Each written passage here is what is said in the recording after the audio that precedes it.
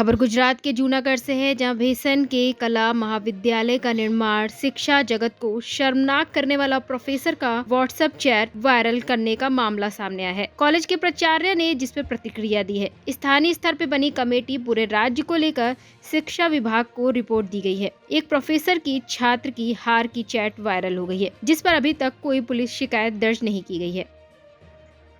जी જેનિશ ભૈયાણી યુવા આગેવાન હાલ અત્યારે ભેસાણ સરકારી યુનિયન કોલેજ ઉપર જે સચિન પીઠડિયા નામના પ્રોફેસર છે, ઘણા સમયથી અહીંયા ફરજ ઉપર હતા. એ અવારનવાર બહેનો દીકરીઓનું શોષણ કરતા, માનસિક ત્રાસ આપીને શારીરિક શોષણ કરવાની પૂરા પ્રયત્ન કરતા. અને વોટ્સએપની અંદર આપણે એવા ચેટ્સ જે છે ટૂંકમાં એની એક બહુ આપણે ગંભીર બાબતની વિબત છે, જે આપણે સમાજમાં ન કહી શકીએ એવી છે.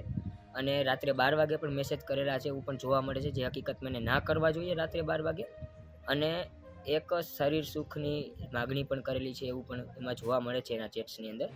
અને હકીકતમાં અવારનવાર ઘણી વખત આ કિસ્સાઓ આવે છે, પરંતુ બેન દીકરીઓ એની ઇજ્જતને કારણે આ મુદ્દો ક્યાં બહાર કહી શકતી નથી.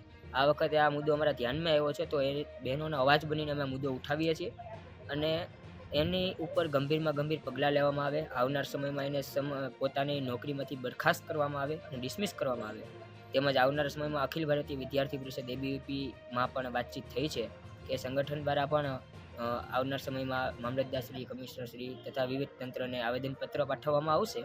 અને અમે લોકો એમની સાથે રહીશું, સાથે સમાજના ટોટલી લોકો, ગ્રામજનો અને તાલુકાના તમામ આગેવાનો અને લોકો સાથે મળીને જરૂર પડશે તો એક હાથમાં શસ્ત્ર અને એક હાથમાં શાસ્ત્ર બંનેને સાથે રાખીને જ્યાં સુધી ન્યાય ન મળે ત્યાં સુધી મેદાનમાં ઉતારવાની અમારી પૂરી તૈયારી છે.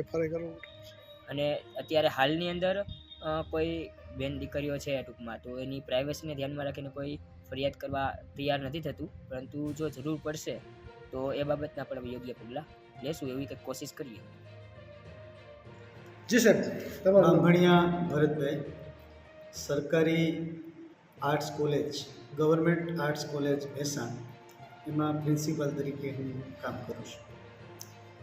આ જે ઘટના આવી છે એમાં એવું થયું છે કે જે વિદ્યાર્થીઓ મને શુક્રવારે 28 તારીખે ફેબ્રુઆરી મહિનામાં મને મળ્યા હતા અને એણે મને કીધું કે સાહેબ અમારા માર્ક કાપી નાખે છે, અમારી હાજરી પૂરતા નથી. અને બીજું અમને એવા SMS કરે છે.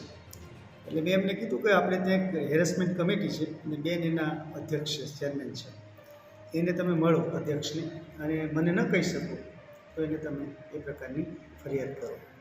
પછી એમણે એવું કર્યું કે શનિવારે એ લોકો એના વાલી સાથે પોલીસ સ્ટેશન ગયા અને ત્યાં અરજી કરી અને પોલીસ સ્ટેશનમાં અમને બોલાવવામાં આવ્યા. એટલે અમે જે જાણતા હતા એ વાત અમે પોલીસ સ્ટેશનમાં કરી અને પછી અમારા લેવલ ઉપર અમે આ જે આખી ઘટના જે બની છે એની લખી તૈયાર કરી અને અમે કમિશનરને મોકલી આપ્યું અમારા વિભાગને. અને બાકી અમે લોકલ કક્ષાએ સિનિયર અધ્યાપકોની કમિટી બનાવી અને એની તપાસ મેં એને સોંપી દીધી પ્રિન્સિપાલ તરીકે.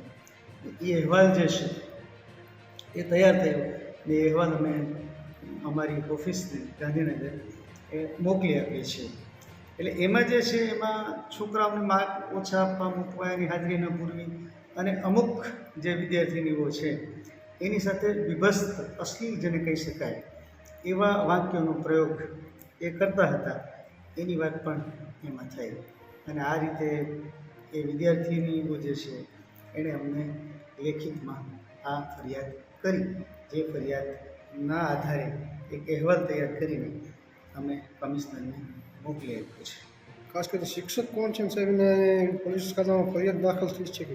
હા, અને આ જો FIRની વાત થઈ તો એ જે દીકરી જે છે એ તૈયાર થાય તો પોલીસ સ્ટેશનવાળા જે છે એની FIR કરવા તૈયાર છે અને એના આગળના પગલાં એ ભરવા માટે પણ તૈયાર છે. અમે અમારા લેવલે અમારા વિભાગને જે અમારે જાણ કરવાની થાય છે એ જાણ અમે કરી દીધી છે.